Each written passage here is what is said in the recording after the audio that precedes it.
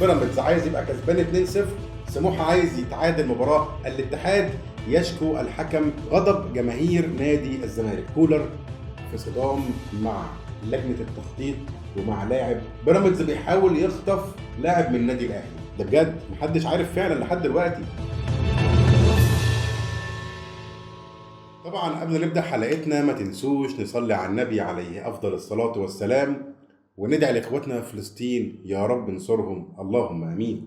حلقتنا النهارده فيها اخبار كتير قوي، اخبار مهمه قوي، ارجوك تركز فيها من اول ثانيه لاخر ثانيه. ما تنساش تعمل اللايك والاشتراك، ودايما تكون بافضل صحه وافضل حال يا رب، ويجعل يومكم كله خير وبركه باذن الله. عندنا موضوعين عن بيراميدز. طبعا مشكله بيراميدز ومباراه سموحه بنسبه كبيره، ركز في الكلام ده، بنسبه كبيره هيتم اعاده اللقاء كلكم عارفين ان طبعا حصل حريق في استاد الاسكندريه في الغرفه بتاعه الكهرباء. الحمد لله مفيش اصابات، ولكن تم الغاء المباراه. بيراميدز عايز يعتبر نفسه فايز 2-0. سموحه بتقول ظروف قهريه، وهي بقى هي الظروف القهريه. قعدتوا يا زمالك تقولوا ظروف قهريه ومش هنيجي ماتش الاهلي عشان ظروف قهريه، اهي دي بقى الظروف القهريه اللي بجد. الاستاذ فرج عامر بيقول ان ده ظرف طارئ وظرف قهري ومش بايدي ان انا اكمل المباراه. المهم الخلاصه، بيراميدز عايز يبقى كسبان 2-0، سموحه عايز يتعادل المباراه من بدايتها، والغاء طرد الهاني سليمان وكل الاحداث اللي حصلت.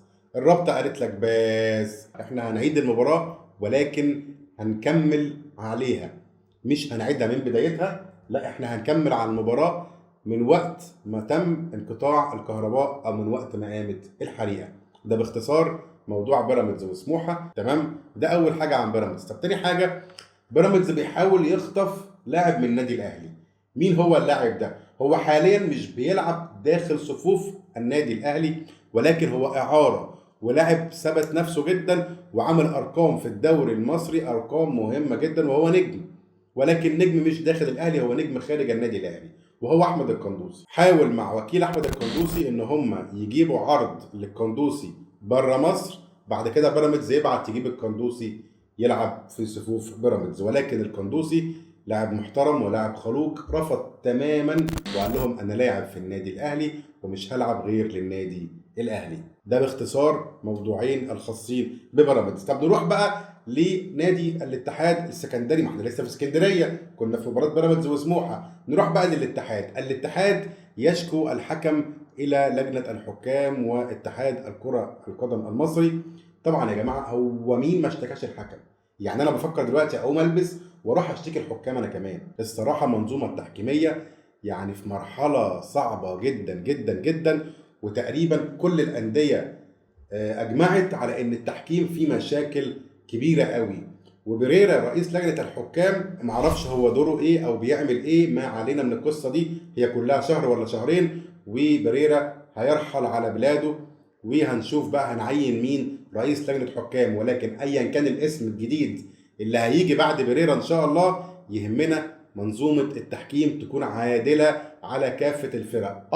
انت انسان، انت بشري معرض انك تغلط، ولكن مش غلطات فجة، مش غلطات واضحة. الفار جه علشان يلحق يلم ورا غلطاتك، مش جه علشان يزود الغلطات. احنا فاهمين الفار غلط. ده باختصار قصة الحكام والاتحاد السكندري. طب نروح بقى لنادي الزمالك، غضب جماهير نادي الزمالك. طبعا الزمالك فاز على سيراميكا 4-2، ودي مباراة كانت من الدور الثاني، ولكن احنا شفنا ان جماهير الزمالك امتنعت تماما عن حضور هذا اللقاء، وده ان يدل على ان الاداره فيها تخبط شديد ما بينها وما بين الجماهير. الجماهير مش فاهمه، يعني انت الاول قلت انا هنسحب ومكمل في مبادئي والكرامه وكاس الكرامه، جيت بعد كده لعبت مباراه في الدور الثاني، الله امال كلامك والبيان اللي طلع ده كان ايه؟ فالمتحدث الرسمي باسم نادي الزمالك الاستاذ احمد سالم طلع بقى وقعد يبرر واحنا مش عارف ايه وزي السادات، والسادات كانت في ناس تعترض قصه. الصراحه لا تقول لي سادات ولا مش سادات، انتوا كنادي زمالك اخطاتوا باداره الازمه دي، طلعتوا قرارات متسرعه غير مدروسه، وبالتالي تم الرجوع فيها. والمتحدث طلع قال للجماهير احنا تم تنفيذ بعض مطالبنا، فبالتالي لعبنا مباراه سيراميكا.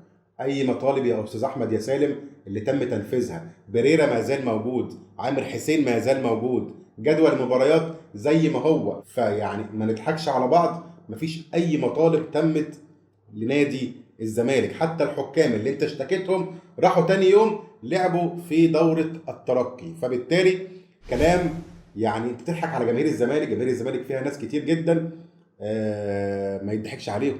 وطبعا قطعت مباراة الزمالك الأخيرة متضايقة من مجلس إدارة نادي الزمالك. نتمنى طبعا الأفضل فيما هو قادم للكرة المصرية. نروح بقى للخبر المهم قوي معانا وهو خبر الحلقة. أنا خليته في الآخر علشان نقعد نتكلم مع بعض ونسترسل فيه براحتنا. كولر في صدام مع لجنة التخطيط ومع لاعب النادي الأهلي محمود كهربا.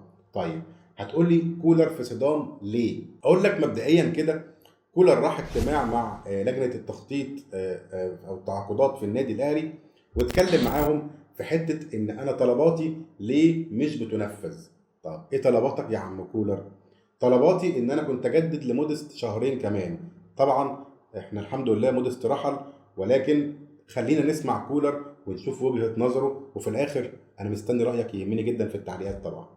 فكولر قال ان انا كنت عايز مودست يكمل معايا لان انا ما عنديش غير وسام ابو علي وكهربا، وكنت محتاج مودست لامور معينه او امور تكتيكيه انا مش فاهمها هي ايه الامور التكتيكيه، ولكن هو كان بيطالب بوجود مودست. طبعا هم قالوا له ان مودست مش هينفع يكمل ومش عارف ايه، وكان طالب عقد او تكمله عقده او حق الشهرين. قال لهم كنت ممكن تتفقوا او يعني تمايلوا معاه، تفاصلوا معاه زي ما بيقولوا لو كان ده امكن.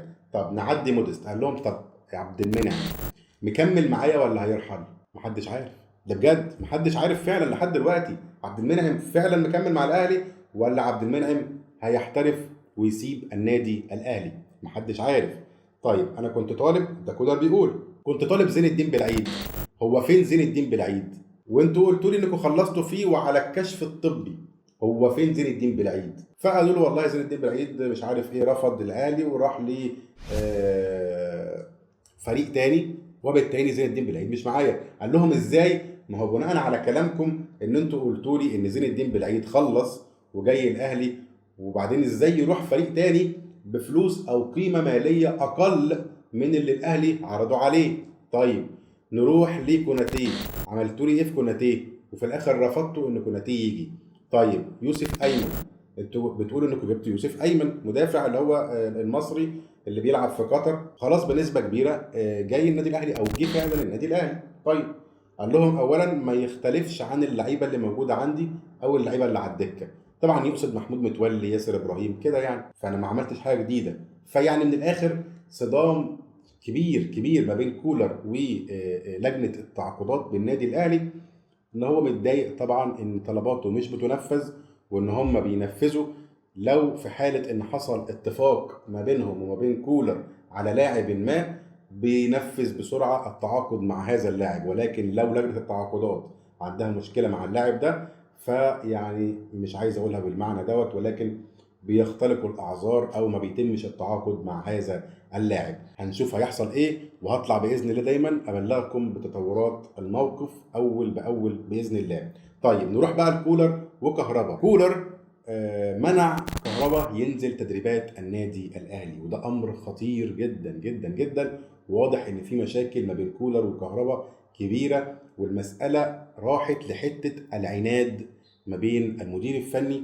وما بين اللاعب، وده برضو حاجه مش كويسه خالص. لان النادي الاهلي ما عندوش غير وسام ابو علي اللي هو هيلعب مباراه طلائع الجيش، مفيش غيره.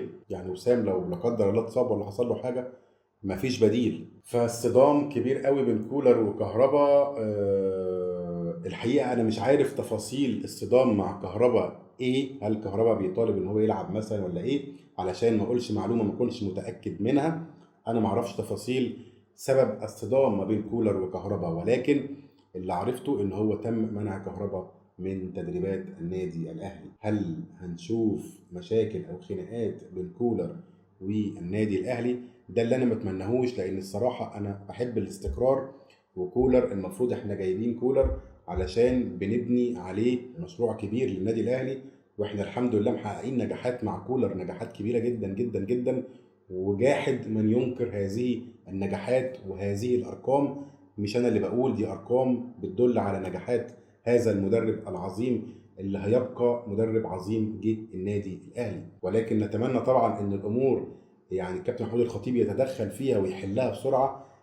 نفسي فعلا النادي الأهلي يحاول يعني يتحرك أسرع من كده في صفقات، وصفقات سوبر فعلا، ويتم يعني الاتفاق ما بين اللجنة وما بين كولر في نوعية اللعيبة اللي الكولر عايزها. وطبعا كابتن محمود الخطيب ليه دور مهم جدا جدا جدا انه يتدخل ويحل ازمتين، ازمة التعاقدات واللعيبة وازمة كولر مع كهربا. هنشوف هيحصل ايه وهبلغكم باذن الله اول ما تجيلنا معلومات اكون فعلا متاكد منها، هطلع وهبلغ حضراتكم على طول باذن الله. ما تنسوش تعملوا لايك واشتراك في القناه. اشوفكم دايما بافضل صحه وافضل حال. شكرا ليكم، سلام عليكم.